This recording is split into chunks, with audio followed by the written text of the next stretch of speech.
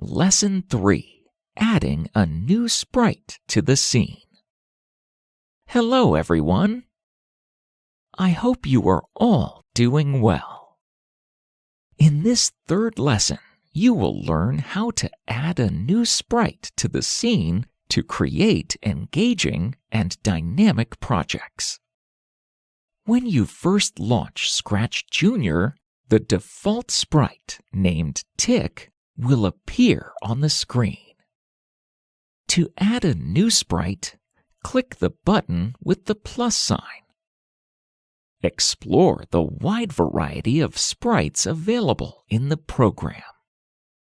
Choose a sprite that matches the theme or subject of your project.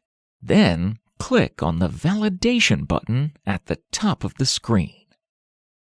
Notice how the two sprites are now on the scene. If you want to delete Tick, select it and hold down the left mouse button for 1 second until the red Delete button appears. Click on the Delete button to remove the Tick sprite. Now it's your turn to open Scratch Junior and add 2 new sprites of your choice.